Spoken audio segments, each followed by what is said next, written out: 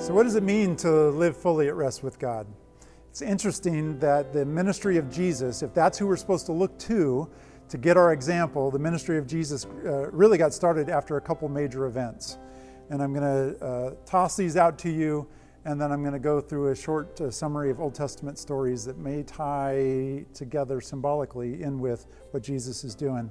All three of the synoptic gospels share these two events: his baptism, and shortly thereafter, his temptation in the wilderness. What's another word for temptation? Do you know? Oh, it's testing. Oh, that's interesting.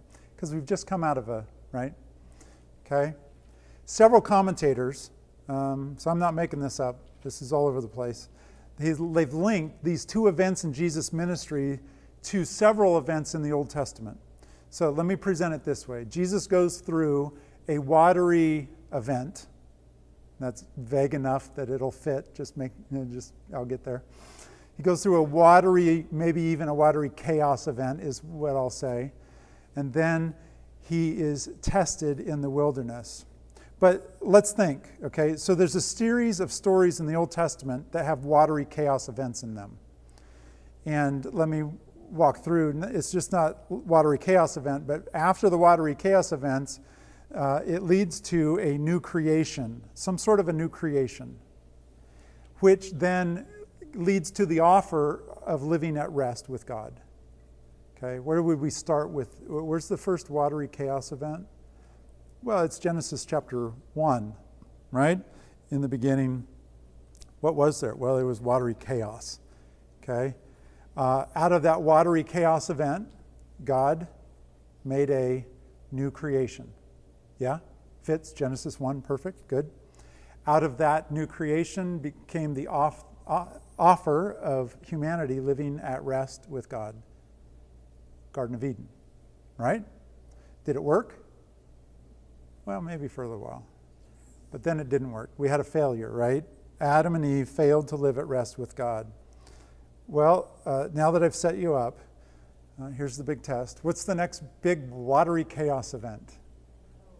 Oh yeah, it's the flood, right? So we have a story of a flood. Out of the flood, is there a new creation that comes?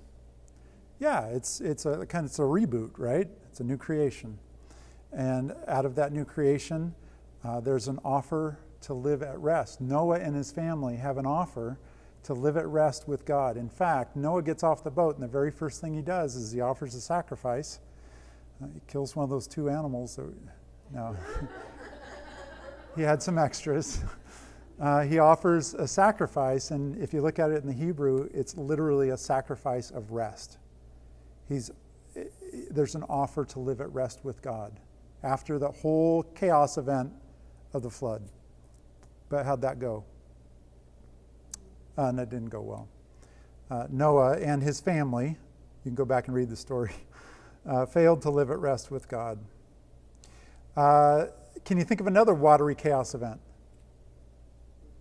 We're jumping a little bit forward, and we've studied it in the story. Yeah, the Red Sea, okay? So thematically, let's just go down that road. There's a watery chaos event. Out of that watery chaos event, is there something new, a new creation that's kind of born? Well, the nation of Israel is kind of born out of that event. They're brought out of slavery, they're born, they're offered, is there an offer of rest?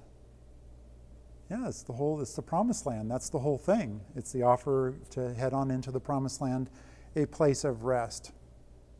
How'd they do? Yeah, not too good.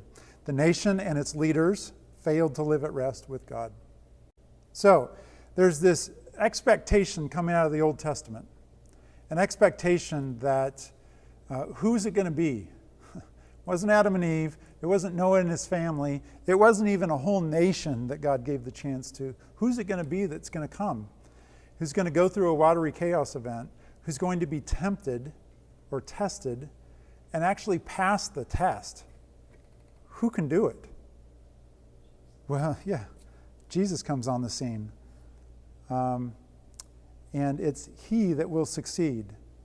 And I would suggest to you that, and it's not my idea again, the baptism of Jesus is this symbolic watery chaos event, out of which comes a new creation. Now, if I slip into Paul language in Corinthians, when we get baptized, it says we are baptized and we come up some say a new creature, but it's literally we are a new creation in the faith of Jesus.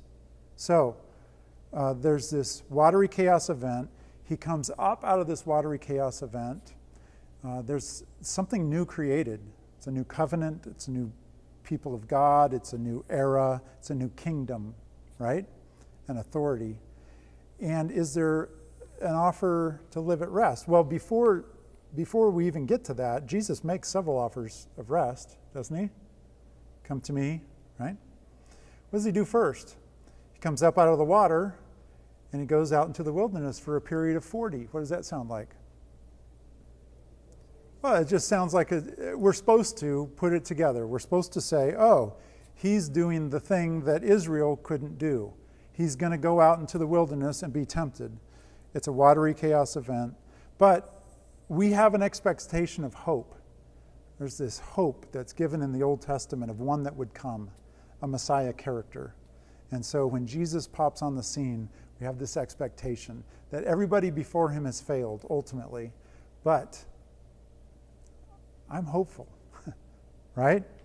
So we go to Luke 4, the temptation. I'm not going to spend a ton of time here, but I wanted to walk you through and just, it's fascinating sometimes when you just read the text and let it speak for itself. So Jesus is being led around by the Spirit in the wilderness. What does that sound like? It sounds like the wilderness generation. They're being led around by the Spirit in the wilderness, right? Okay. When you see something like that that's that obvious, you're not supposed to just skip over it. You're supposed to make that connection. Let's see if there's anything else. He is tempted, literally put to the test, if it's literally translated. He is put to the test by the devil. What does that sound like? Adam and Eve? Right?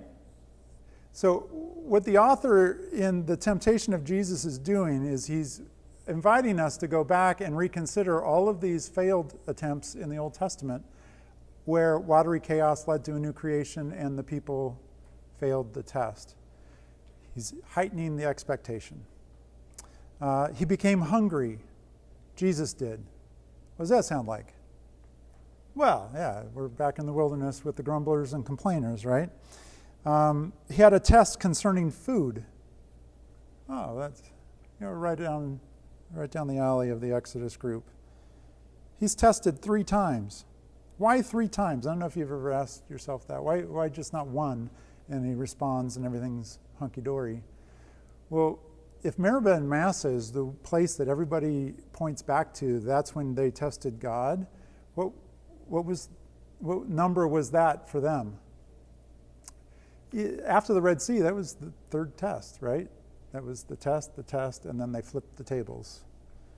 So it's possible that the 3 tests have to do with going back to that. And then let's look at Jesus' last answer. And I hope you chased it down. Jesus answered this last time, and this is presented this way in Luke. The other Gospels kind of mix up the thing, so I did this intentionally, brought you to Luke. Jesus answered and said to him, "It said, you shall not put the Lord your God to the test." And you should have chased that down to Deuteronomy 16, or 6:16, right? And when you got there, the remainder of the line. Do you think Jesus knew the rest of the scripture that he was quoting? Yeah. Do you think the devil did? Yeah. Do you think we did before we chased it down? No, we don't know. But do you think the original audience did of Jews reading this, temptation of Jesus? Yeah, they would have put this together. You shall not put the Lord your God to the test as you tested him at Massa, which is the Exodus 17 event. It's interesting how often Massa and Meribah pop up. Specific event, that it's that one that you're not supposed to emulate. So, Jesus didn't grumble. Did you notice? He went through a watery chaos event. He went out to the wilderness and was tested for a period of 40. It was all the same testings that the previous people had gone through, and he didn't grumble. His responses were responses of faith. They were the opposite, exact opposite of grumbling response and unbelief. So Jesus does it.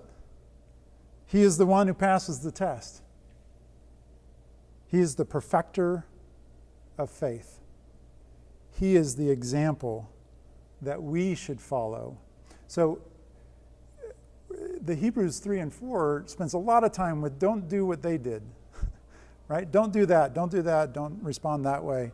This is a great example of saying respond this way, right? This is the way that people that live in faith, when they answer under the rules and the timing that the Father has established for their lives, they live at rest. This is what Sabbath is. This is our example of living Sabbath.